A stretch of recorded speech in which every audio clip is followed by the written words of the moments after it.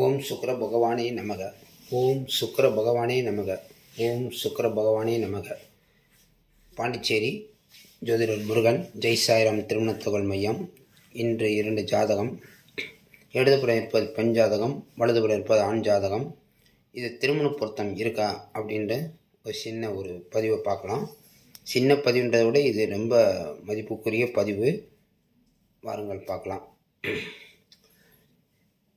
ஜென்ம நட்சத்திரம் அதிபதி அப்படின்னு பார்த்தீங்கன்னா, ஜென்ம நட்சத்திரம் பூராட நட்சத்திரம் பெண் ஜாதகத்தில் முதல்ல பார்ப்போம். பூராட நட்சத்திரம் அதிபதி சுக்கிரன். ஆண் ஜாதகத்தில் ஜென்ம நட்சத்திரம் கேட்டை ரேவதி, அதிபதி புதன். பெண் ஜாதக ஜென்ம நட்சத்திர அதிபதி சுக்கிரன் ஆண் ஜாதகத்தில் கேட்டை நட்சத்திரத்தில் நின்று புதனுடைய சாரம் ஏறினார். அப்போ ஜென்ம நட்சத்திரத்தை அந்த பெண் ஜாதகம் தொடுவதால் இது ஒரு நட்சத்திர வசிய பொருத்தம் அப்படின்னு சொல்லலாம்.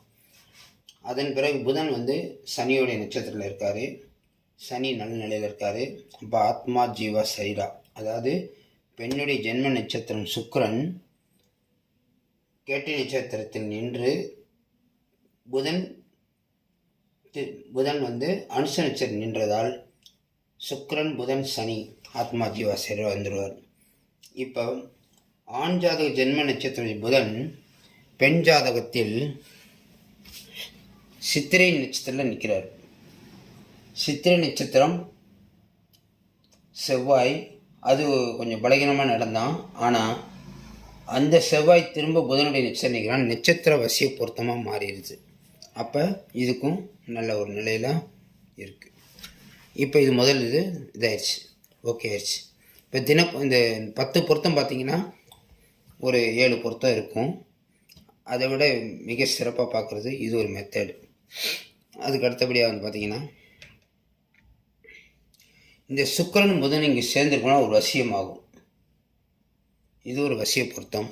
அப்படியே ஆண் ஜாதத்தில் பாருங்கள், சுக்கிரன் புதனும் சேர்ந்துருக்கிறது ஒரு வசிய பொருத்தம்.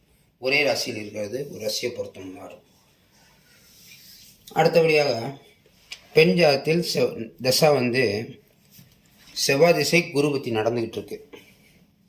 செவ்வாய் திசை 9வது மாதம் 28வது வருஷம் வரைக்கும் இருக்குது. குரு 29/1/2022 வரைக்கும் இருக்குது. அந்த செவ்வாயும் குருவுக்கும் நல்லா பார்த்தீங்கன்னா தெரியும். செவ்வாய் இங்கே இருக்கார், குரு இங்கே இருக்கார். நடுவில் யார் இருக்கான்னு பார்த்தீங்கன்னா உங்களுக்கே தெரியும். இங்கே தான் ட்விஸ்டே, சேர விட மாட்டார். ராகு இருந்தால் இந்த 2 கிரகங்களில் ராகு இருக்கலாம், சேர விட மாட்டார். அடுத்தபடியாக பார்த்தீங்கன்னா சூரியன் இங்கே பலகீனமாக இருப்பார். இது ஜோதிடருக்கு தெரியும்.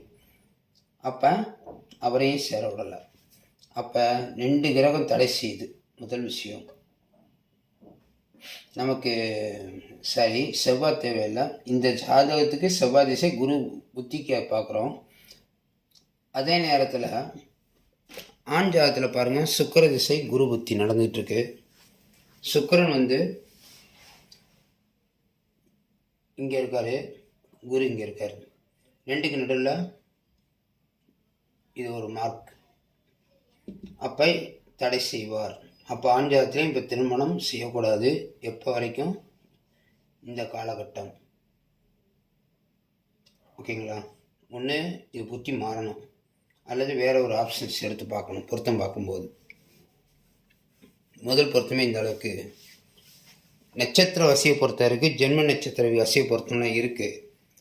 இந்த மாதிரி நடுவில் ராகு, பலகீனமான நீச நிலையில் உள்ள சூரியன், எந்த கிரக நடுவில் நின்றுதோ தடை செஞ்சுக்கிட்டே இருக்கும். அவங்கள 2 பேரையும் கணவன் மனைவாக ஆகக்கூடாது. அதுதான் முக்கியமான பாயிண்ட். அடுத்தபடியாக பார்த்திங்கன்னா, பூராட நட்சத்திரம் பிறந்தால் 7வது நட்சத்திரமும் உத்திரட்டாதி நட்சத்திரமும் பூசம் வேத நட்சத்திரமாகவும் சித்திரை 22 நட்சத்திரமாக வருது. அங்கே எந்த கிரகமும் இல்லை. அதனால் இது பிரச்சனையே கிடையாது. 8வது ராசியில் செவ்வாய் இருக்கார். அது நமக்கு பாதிப்பை தரல.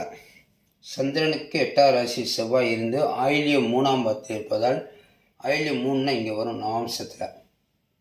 அப்போ 63வது பாதத்தில் தான் இருக்கார். அப்போ அதுவும் பிரச்சனையை கொடுக்கல. 64லேருந்து தான் செவ்வாய் நம்ம எடுக்கலை. செவ்வாய் திசை நடக்குது.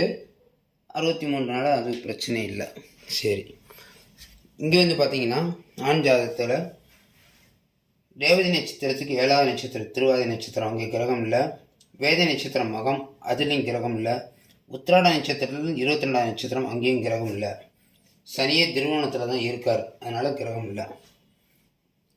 இதுவும் நல்ல ஒரு பாயிண்ட்டு. இப்போ முக்கியமாக என்னன்னு பார்த்தீங்கன்னா, பெண் ஜாதகத்தில் செவ்வாய் திசை குருபத்தி அப்படின்னு நடக்கும்போது இங்கே கோச்சார கேது வேற இருக்கார். கோச்சார கேது இங்கே கடந்து போகிறதுக்கே இங்கே ஒரு 1.5 வருஷம், இங்கே ஒரு 1.5 வருஷம், 3 வருஷம் 3 வருஷம் ஆகும். அது கூட நம்ம ஆப்ஷன் மாற்றி பார்த்துக்கலாம். முக்கியமாக செவ்வாய் திசை குருபத்தி முடிஞ்ச பிறகு சனி புத்தியில் பார்க்கலாம். சனி இந்த 29/2024 பிறகு சனி புத்தி வரும். சனி புத்தியில் சனியும் செவ்வாயும் இங்கே இருப்பதால் அப்போ தடை செய்யாது. இந்த ராகு சூரியன் தடை செய்ய மாட்டார்கள். அப்போ இன்னும் 1 மாதம் இந்த ஜாதகத்துக்கு வெயிட் பண்ணணும். ஆனால் அந்த ஜாதகம் சேர்க்க முடியாது, ஆண் ஜாதகம் சேர்க்க முடியாது. இதான் முக்கியமாக பார்க்க வேண்டிய பாயிண்ட்டு. பார்த்தீங்கன்னா சுக்கிர திசை 10ஆம் மாதம் 33/2023 வரைக்கும் இருக்குது. குருபத்தி 8ஆம் மாதம் 2026 வரைக்கும் இருக்குது. அப்போ சுக்கிரனுக்கும் குருவுக்கும் நடுவே இந்த சூரியனும் இருக்கார். இந்த எல்லாம் கோச்சார கேதுவும் இருக்கார். குரு கூட அஸ்தம் நட்சத்திரம் 1ஆம் பாதத்தில் இருப்பதால் அஸ்தம் நட்சத்திரம்னா இங்கே கேது கடக்கிறதுக்கு 1 வருஷம் ஆகும். அது கடந்து போயிடலாம். ஆனால் சுக்கிர திசை இங்கே வருவதற்கு குரு வரணும், அல்லது குருவை நோக்கி சுக்கிரன் வரணும்.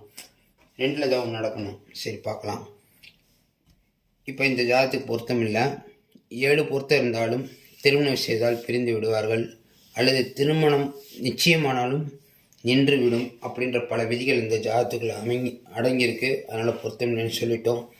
இது போன்று உங்கள் ஜாதகமும் திருமண பொருத்தம் பார்க்கணுன்னாலும் சரி, திருமணம் எப்பொழுது நடக்கும் என்று பார்க்கணுன்னாலும் சரி, என்னுடைய நம்பர் போர்டில் மேலே இருக்குது.